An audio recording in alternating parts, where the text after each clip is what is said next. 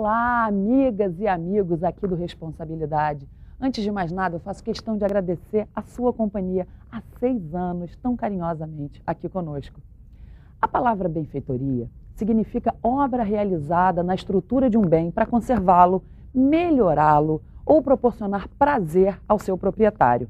Mas para a gente aqui do Responsa, benfeitoria significa muito do que nós fazemos aqui no programa. É uma ponte entre os que precisam e os que podem fazer acontecer. Porque hoje nós vamos conhecer uma poderosa maneira de viabilizar ideias e sonhos que não sairiam do papel por falta de recursos, pela incerteza quanto à sua receptividade ou ainda que seriam menos poderosos se realizados individualmente. Vamos conhecer como funciona o financiamento coletivo, através do trabalho desenvolvido por um grupo de jovens empreendedores. Então fica aí ligado, porque você vai descobrir como é possível desenvolver um projeto do bem e torná-lo real. A gente já volta. Estamos de volta com Responsabilidade. Você já ouviu plataforma de realização colaborativa de projetos? Você já ouviu falar disso?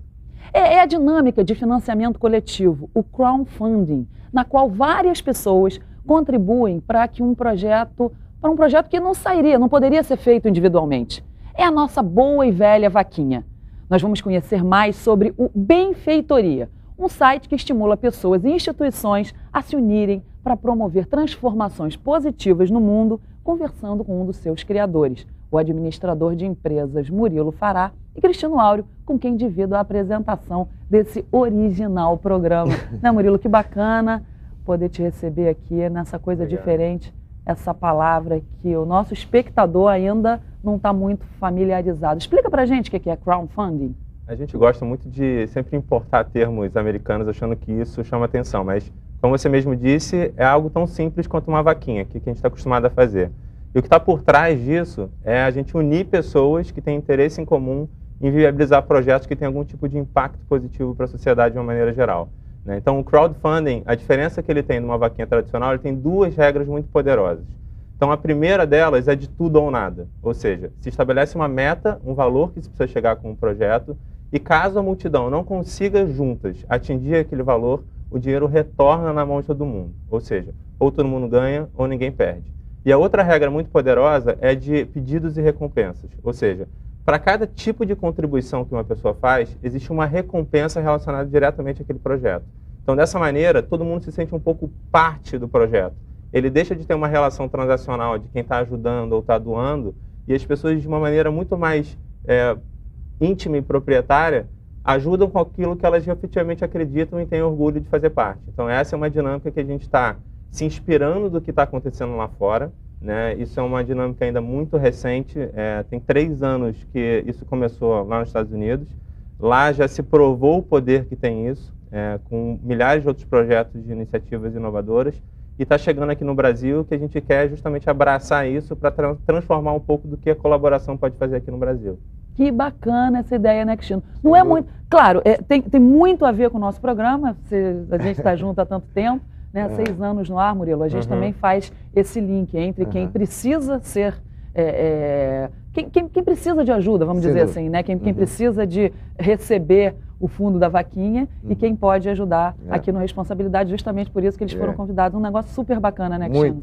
Muito. Estava pensando aqui, o Murilo estava falando, eu estava, só para descontrair, estava pensando de ver se chamado crowdfunding. Da vaquinha, né? Cal é vaca em inglês, né? E funding, o fundo para fazer, brincando com as palavras, né? Mas eu estava aqui justamente pensando, Cláudia, sobre a semelhança que existe entre a visão que se criou aqui no programa, e falava isso com o Murilo antes da abertura, de aproximar pessoas, instituições, entidades, e, enfim, fazer esse trabalho. E vocês têm uma característica que é também buscar, de maneira estruturada, esse financiamento das iniciativas. Sim.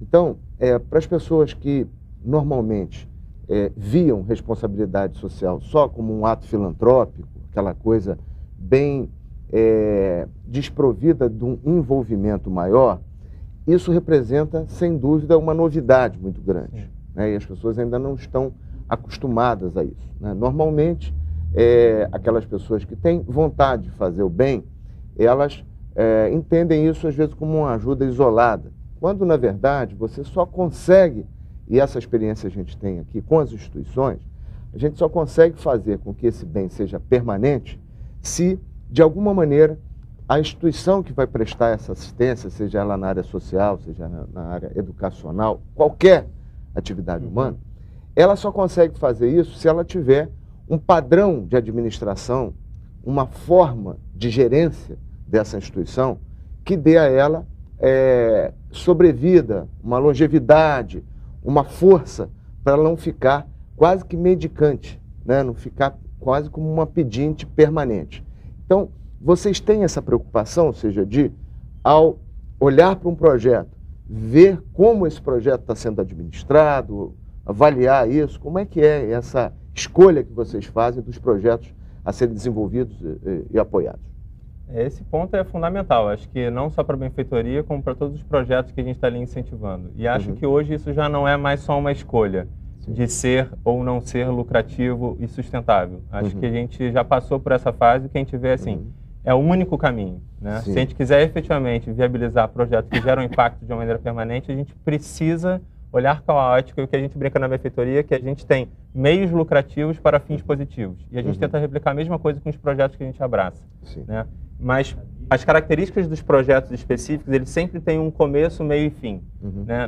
Não existe um projeto que chega na benfeitoria pedindo a manutenção de uma maneira eterna, né? Eles viabilizam um projeto que tem algum objetivo, seja pontual. Preciso comprar uma máquina, preciso fazer um evento acontecer, eu preciso... Porém, uma vez que isso é viabilizado, muito mais do que os recursos que ele consegue ativar uma rede, ele consegue se divulgar e isso trazer de alguma maneira para ele outras formas dele se viabilizar que não seja só com recurso específico. Alguém que está em casa agora, que tem um projeto super bacana na cabeça, mas fala, isso é muito caro, nunca vou conseguir, eu não tenho condição financeira, meu pai não pode me ajudar, eu não ganho muito, o que eu ganho é só suficiente para minha sobrevivência.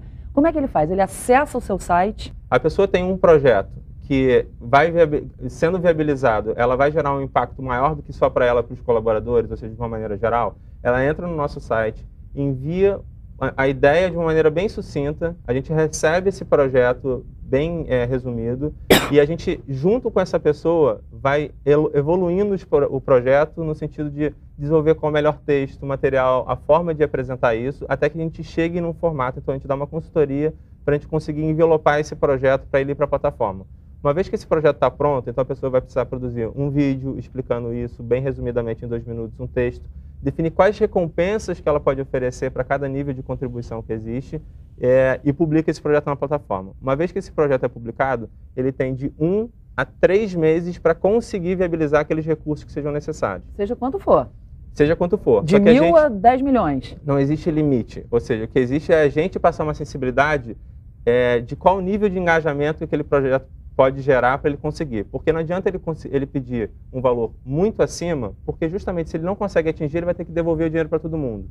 Então a recomendação é, qual é o mínimo necessário para você fazer esse projeto sair do papel, né? E aí as pessoas efetivamente entendendo isso, pedem só aquilo que é necessário. E o que é importante dizer é que não são só recursos financeiros. Então, às vezes, as pessoas precisam de R$5.000 para viabilizar um projeto, 15 mil, mas às vezes precisa de alguém que seja um designer para ajudar ele a fazer a capa de um livro, ou precisa de alguém, uma consultoria jurídica ou de algum material. Então, a gente é uma plataforma que une o crowdfunding com outras fontes de crowdsourcing que a gente fala, que não se trata só de financiamento. A gente fica brincando que quem faz financiamento é banco, né? O que a gente quer é unir pessoas para viabilizar projeto com um esforço colaborativo. Quer dizer, vocês ainda dão consultoria e depois na parte do vídeo a pessoa então viabiliza por si só. Isso. Cada um tem um dispositivo, um celular que consegue gravar, às vezes é o suficiente para você formar um vídeo interessante.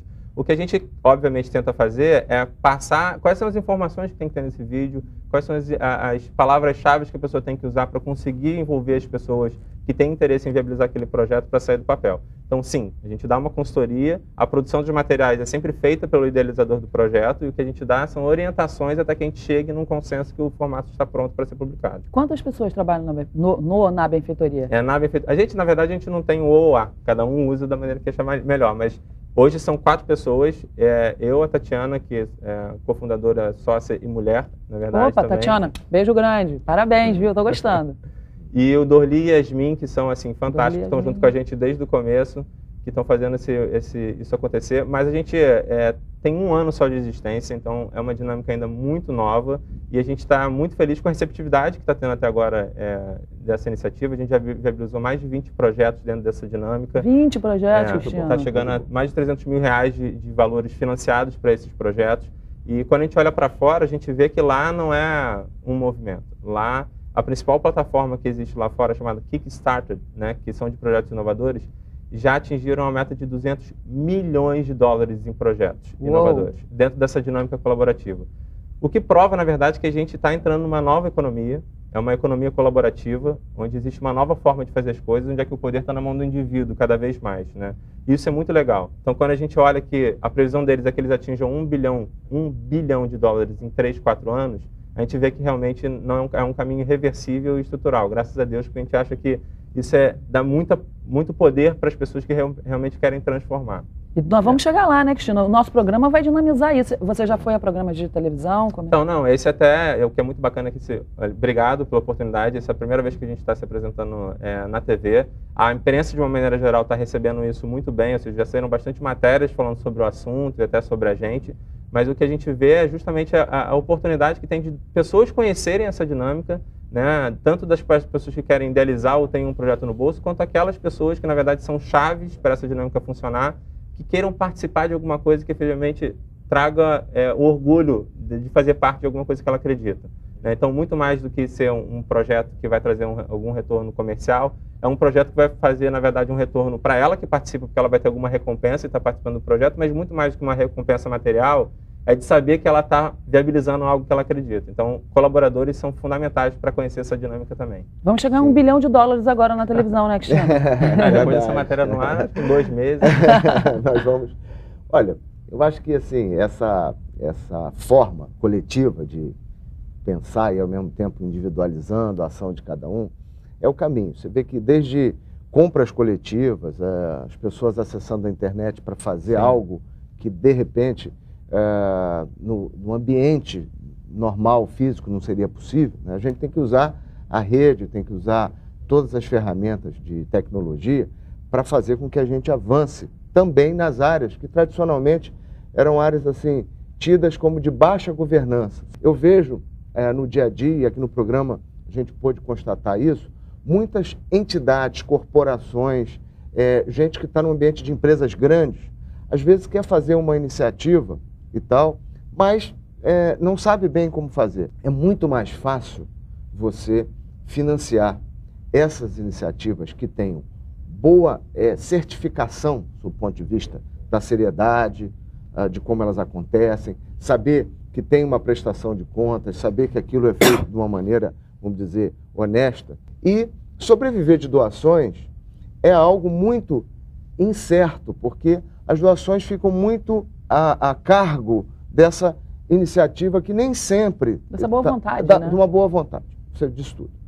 Agora, quando você tem um projeto gerador de renda, né, então pode ser assim, você ter captado um dinheiro para adquirir, como você disse, uma máquina de produzir, sei lá, roupa, fraldas, uma máquina que faça alguns produtos alimentícios. Isso é vendido e dali é angariado um recurso. Uhum. É isso mais ou menos o que vocês intitulam de um projeto sustentável? É assim que...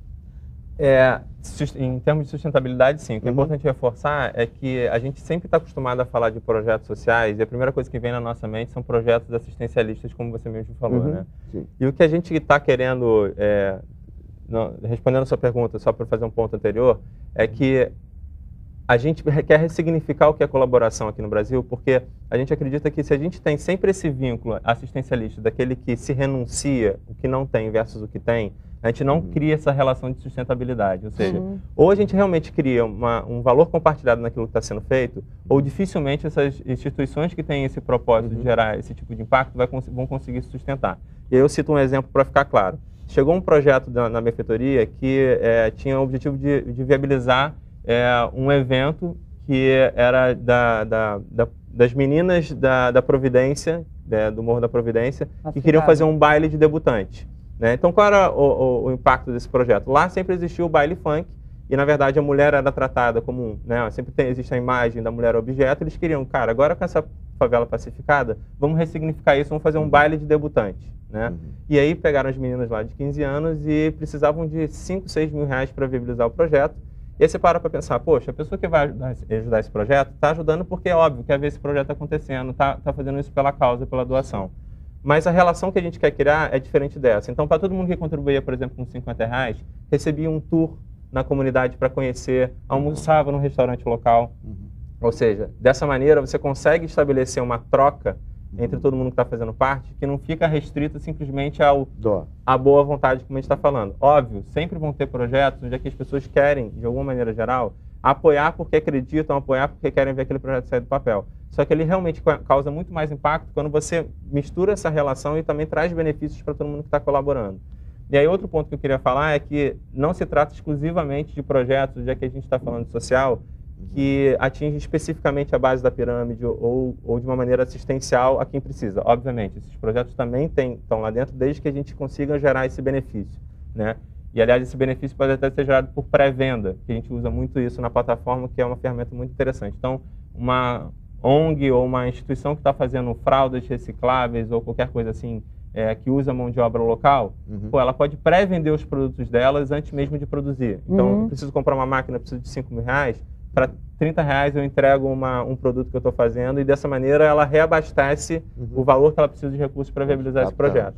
Mas entendi perfeitamente, mas quero saber quando você disse na possibilidade de ter que devolver o dinheiro. Isso. Como isso funciona também? Como é que é feita a reorganização disso? E quem se encarrega? Então, o que acontece hoje no sistema online, assim como em compras online, a pessoa sempre usa um integrador financeiro. Vai chegar lá no momento em que você vai ter que escolher se você quer contribuir com cartão de crédito, boleto bancário. E o que acontece uma vez que esse valor não atinge, o dinheiro não é destinado ao dono do projeto. Então, o que acontece todo o dinheiro que ficou numa conta online provisória é estornado para os colaboradores. E aí, dependendo da forma de pagamento. Se contribuir no cartão de crédito, aparece na próxima fatura dele automaticamente. Se não, é gerada uma conta online onde é que ele tem que transferir de novo para a conta bancária dele esse valor. Então, a benfeitoria detém o valor enquanto ele não é integral e aí, quando ele se integraliza, então que ela repassa para o dono do projeto. É assim que funciona? De uma maneira técnica, no final das contas, esse dinheiro ele não fica em posse da benfeitoria. Ele fica numa conta provisória em nome do dono do projeto, só que ele não tem acesso até que o projeto seja viabilizado. Entendi. Então, a gente, até por não cobrar comissão, a única plataforma do mundo que não cobra comissão, a gente não é um intermediador de negócio. O que a gente quer justamente é criar um ambiente que possibilite a troca direta entre idealizadores e colaboradores. Então, opa, também informação importante. Vocês são a única plataforma do mundo que não cobra comissão. Mas vocês têm que pagar o site. Eu sei que nós também do Responsa também temos vários encargos, né? Para tudo isso acontecer, nós temos contas aqui por trás, né? Como que vocês conseguem sobreviver? Como é que vocês fazem isso? A primeira pergunta que vai na cabeça das pessoas quando a gente fala que a gente não cobra, né? E ao contrário do que as pessoas pensam, pô, é uma ação bonitinha, por isso que vocês não cobram. Não, pelo contrário, o que a gente prega é que tem que ter fins lucrativos para a gente gerar impacto. E, na verdade, não é por conta disso. O que está por trás primeiro, o que a gente quer como intuito original é justamente incentivar esses projetos que estão ali nascendo. Então, todas as plataformas do mundo que utilizam essa dinâmica, elas taxam o valor que é arrecadado. Então, alguém que precisava de 10 mil reais, quando ele atinge esse valor, as plataformas cobram de 5% a 15%, dependendo da plataforma. Só que quando a gente analisou o caso aqui, para a gente trazer, inspirado lá fora aqui no Brasil, a gente viu que existem taxas de transações financeiras muito altas, né? Então, só de você passar um cartão de crédito e usar online, é cobrado de 5% a 7%, que é muito maior do que lá fora, que cobra 1%, 2% por causa disso. Então, se a gente fosse taxar ainda mais, a gente ia ter, na verdade, na verdade, um tiro no pé, que a gente quer incentivar os projetos e não simplesmente taxá-los. E, além disso, no final das contas, a gente precisaria de um volume muito alto financeiro financiado para que a gente conseguisse desse percentual se viabilizar, até porque o custo da estrutura é muito mais caro do que essa. Então, a pergunta é, como que a gente consegue? Então, a resposta nosso background, por a gente ter trabalhado muito tempo na área em marketing dentro de grandes empresas, a gente viu o poder que existe para marcas que queiram se associar a esse tipo de iniciativa, não estando lá de uma maneira passiva, né? Então, um novo marketing, onde as empresas que estão preocupadas em não só fazer produtos e vendê-los, e sim estão preocupados com outras coisas, né? Querem incentivar outro tipo de movimento, poderia estar lá presente também, ajudando a viabilizar os projetos que estão lá dentro, e para isso, através dessa parceria, também a gente se remuneraria com essas ações especiais. Então, essa é a nossa visão, né? O que a gente quer é viabilizar projetos que têm interesse coletivo, convidando o governo, convidando empresas, convidando sociedade, instituições, universidades, E nessa parceria é onde a gente espera se remunerar com esses projetos especiais.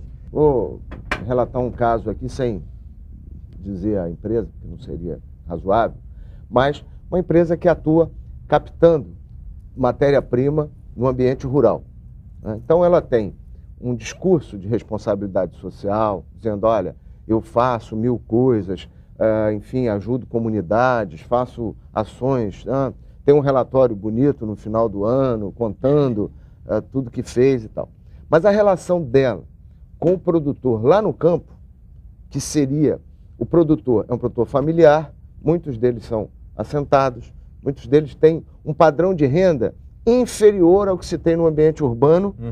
E aí a empresa, ao invés de cuidar para que no ambiente da captação do produto que ela industrializa, ela pudesse ter uma relação de ganha-ganha, ou seja, ir lá e fazer um projeto que, além de captar e pagar pela matéria-prima de maneira justa, ela também se preocupasse de ver, será que o nível de qualidade de vida daquela população que está lá, será que eu posso fazer alguma coisa? Não é ser paternalista, é investir o seu recurso lá na ponta, ou chamar alguém com capacidade, ou instituições, e bolar uma sistemática onde, sem se afastar do ambiente de trabalho dela, onde os profissionais dela, ao invés de ficar tendo que dar hora extra do seu trabalho para levar uma cesta básica não sei onde, Sim. que ele pudesse efetivamente fazer responsabilidade social na origem da geração da cadeia dela, né? Da cadeia produtiva. Você acha que isso também é algo razoável para ser feito dentro dessa plataforma? Como é que você enxerga essa possibilidade? Sim, o que a gente acredita muito é que tem muitas empresas até fazendo um ótimo trabalho em relação à responsabilidade social, empresas gerando núcleo de modelos de negócios sociais dentro da própria empresa, mas eu acho que o que a gente está vivendo hoje realmente é provisório. A gente não dá para acreditar que as empresas precisem efetivamente ter uma área, um núcleo separado de responsabilidade social. E eu acho, assim, na minha visão, quando você cria uma área de responsabilidade social, inconscientemente você está criando todas as outras de irresponsabilidade social. Né? Ou seja, é só ali que eu tenho efetivamente uma responsabilidade. Se uma empresa quer, por exemplo, se apropria do tema sustentabilidade, ou empreendedorismo, ou meio ambiente, ela poderia justamente estar dentro da plataforma, num canal especial, ajudando, e óbvio, com uma dinâmica customizada para ela, como é que a gente pode buscar esses projetos e você mostrar que você apoia para reforçar efetivamente aquilo que você já faz, né? Através de uma dinâmica colaborativa que convida as pessoas. Então, a plataforma também é um canal de engajamento, onde é que as empresas podem usar para se aproximar do consumidor ou do público de uma maneira geral, sem a gente taxar ele de consumidor, porque no final das contas são pessoas que estão ali, de uma maneira muito mais relevante para elas do que simplesmente elas falarem em comercial o que elas estão fazendo. Murilo, queria que você usasse os minutinhos finais para então chamar, falando fácil, para todo mundo entender em casa como fazer e que tipo de projeto. A gente já passou bastante por isso, mas eu acho que para falar de novo é importante para quem ligou a televisão agora, o que a gente está fazendo aqui, exatamente o que significa benfeitoria e fazer esse chamamento. Então, obrigado. Primeiro, eu queria agradecer de novo a Cláudia por ter convidado a gente a dar essa oportunidade de trazer para o público de uma maneira geral, que a iniciativa ainda é muito restrita às redes que estão ali pensando nisso. Mas o convite vai para você que está em casa, que tenha um projeto na gaveta, que você entende que esse projeto, de alguma maneira geral, vai trazer um benefício não só para você que idealizou, e para as pessoas que vão te apoiar, mas de alguma maneira vão trazer outros benefícios coletivos. É importante citar que pode ser de esporte, de cultura, cidades, que é um tema que está muito em voga agora. O que a gente pode fazer para melhorar nosso entorno? A gente mora aqui no Rio de Janeiro, muitos projetos que têm o objetivo central de criar um ambiente melhor, ou seja, entra na plataforma, envia esse projeto para a gente, que a gente vai, obviamente, olhar com muito cuidado e trazer para você uma resposta do que é possível fazer para a gente viabilizar esse projeto colaborativamente. Então, o site que eu dou é www.benfeitoria.com, direto. Você vai lá, entra na área de contatos ou na área de projetos, que a gente vai receber o seu e-mail e com certeza vai analisar com todo o cuidado aí que a gente pede para todo mundo tratar os seus projetos com carinho. Obviamente, a gente vai tratar o projeto de todo mundo que chegar com carinho, para a gente conseguir direcionar e tirar esse projeto da gaveta, né? Aquele projeto que a gente tanto gosta, tanto gostaria de ver acontecendo, convidando as pessoas que também têm um interesse. Então, se é um projeto que tem um interesse coletivo, por que fazer sozinho? Né? É isso que a gente fala. Então, vamos fazer junto, que é a maneira mais poderosa que a gente tem de viabilizar esses projetos colaborativamente. Ai, adorei. Sabe por quê? Nós estamos juntos. A gente também faz isso aqui. Adorei. Que programa delicioso, né, Cristiano? Muito bom. Parabéns aí ao Murilo, a equipe toda da Benfeitoria. A gente já tinha visto aí sinergia, como a gente diz, né? E o site é lindo, né? Um trabalho muito bom. Muito bem feito. Aconselho vocês todos a acessarem, né? E a gente manda um beijo para a equipe da Benfeitoria e também tem uns beijinhos aqui. Eu queria mandar um beijo para Ilza, nossa querida amiga, secretária do governador Cabral, que está sempre com a gente e super amiga nossa. Um beijo, Ilza, a equipe toda lá do Palácio. A Maria Carolina de Niterói, o Antônio Vicente de Nova Friburgo, o Carlos Alberto de Barra do Piraí, a Andréa Freitas e Júlia Paz de Macaé, a Eliane Oliveira de São Fidélis, ao Isaac Almeida de Montes Claros, em Minas Gerais, que nos vê pela internet. Cada vez maior o número de pessoas participando do Responsa em outros estados, em outros países, que é uma coisa muito legal, que só a rede nos permite fazer isso. E também a Norma Lúcia, da nossa querida São José de Ubá, onde tem uma microbacia super bem sucedida, que, aliás, né, nós fomos premiados aí, através do nosso trabalho lá na Secretaria de Estado da Agricultura, na FAO, como... O que é FAO? Bom, aquela história, não é para passar no cabelo nem para comer. É o órgão da ONU que cuida da agricultura e da alimentação. Então, premiadíssima microbacia, vai ter um programa aqui específico sobre isso, onde nós vamos trazer a equipe do Rio Rural para falar sobre responsabilidade social e sustentabilidade no ano da Rio Mais 20. Beijo. Olha, adorei, achei o site muito carinhoso, fala explicadamente, é objetivo, dá para todo mundo entender. Então eu recomendo, acessem o Benfeitoria, que eles fazem esse trabalho sensacional, divertido, animado e muito do bem. Também tem os meus beijos aqui para o Noel Abreu Silva, Rony Zelson, Simão Isaac Salama, Rubinho, Marcos Melo, todo mundo do nosso estado do Rio e a todos vocês que nos acompanham pela internet. Deixa eu contar aqui para o Murilo rapidamente. Você sabe que depois que o seu programa vai ao ar, a gente carrega ele no YouTube. Então, cada um usa. As pessoas carregam nos seus sites, usam em apresentações, levam para conseguir eventuais patrocínios. Então, as pessoas pelo mundo afora assistem o nosso programa. Nós somos muito gratos pela sua audiência, que a gente sabe muito bem que é uma questão de escolha.